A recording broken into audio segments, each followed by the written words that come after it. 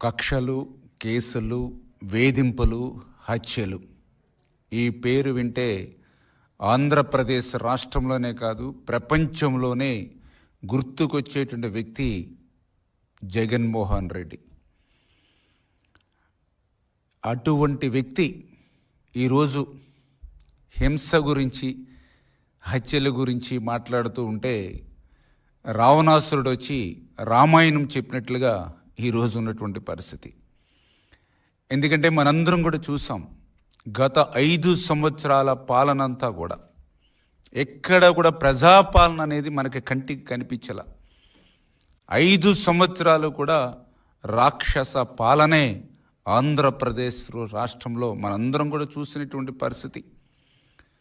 ప్రతిరోజు, ప్రతి నెల, ప్రతి సంవత్సరం 30 యాక్ట్లు ప్రతి జిల్లాలోనూ కూడా అమలు చేసినటువంటి పరిస్థితి. 144 సెక్షన్లతో నిత్యం పాలన నడిచినటువంటి పరిస్థితి. మాలాంటి ప్రజాప్రతినిధుల ఇంటికి కూడా తెల్లవారుజామునే న్యూస్ పేపర్ వేసేవాడి కంటే ముందు పోలీసులు వచ్చి హౌస్ అరెస్టులు చేసేటువంటి పరిస్థితి. ఇటువంటి దుర్మార్గమైనటువంటి నియంతృత్వ, నిరంకుశత్వ పాలన నుంచి మొన్న జరిగినటువంటి ప్రజలు విముక్తి కోరుకుని తెలుగుదేశం, జనసేన, బీజేపీ, ఎన్డీఏ ప్రభుత్వానికి అఖండ విజయాన్ని, ఆంధ్రప్రదేశ్ రాష్ట్ర చరిత్రలోనే ఆ చరిత్రనే తిరగరాసేటువంటి విధంగా మొన్న ప్రజలు ఏదైతే 175కి 164 సీట్లు ఇచ్చి ఏదైతే ఎన్డీఏ ప్రభుత్వాన్ని గెలిపించారో, ప్రజాప్రభుత్వాన్ని ఏర్పాటు చేసుకున్నారో, దాన్ని చూసి వార్వలేక ఈవేళ జగన్మోహన్ రెడ్డి తప్పుడు రాతలతో, ఈవేళ తప్పుడు ప్రచారంతో ప్రజల్ని మరొక్కసారి మభ్యపెట్టాలనేటువంటి ఆలోచన. ఎందుకంటే జగన్మోహన్ రెడ్డి చరిత్ర అంతా కూడా అబద్ధాలు, అసత్యాలు.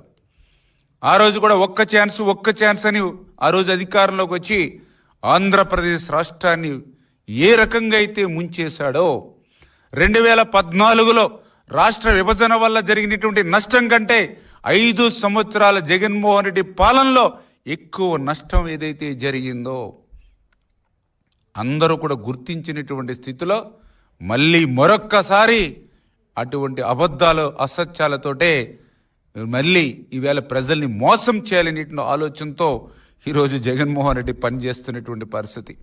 ఎందుకంటే ఈరోజు కూడా చూసాం, ఏదైతే నంద్యాల జిల్లా మరి జగన్మోహన్ రెడ్డి మరి ఆయన పరామర్శ పేరు చెప్పి వెళ్ళి ఆయన మాట్లాడినటువంటి మాటలు చూస్తూ ఉంటాయి.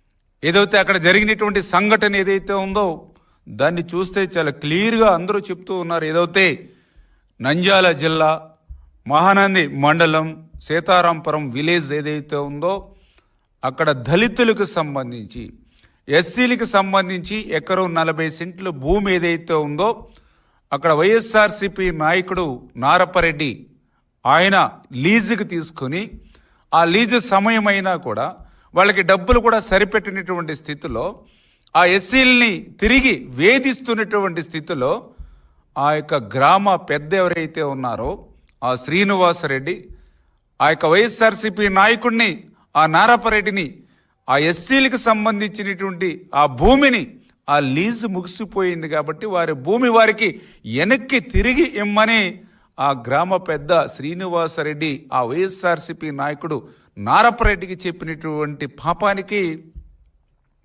ఆ వైఎస్ఆర్సీపీ నాయకుడు నారపరెడ్డి ఆయన అనుసూయులు ఆగస్టు 3వ తేదీన శ్రీనివాసరెడ్డి వాళ్ళ కుటుంబ సభ్యులు, వాళ్ళ సోదరుల ఇంటి మీద దాడి చేసినటువంటి పరిస్థితి కూడా ఈవేళ రికార్డ్స్లో అన్నిట్లోనూ ఉన్నటువంటి పరిస్థితి.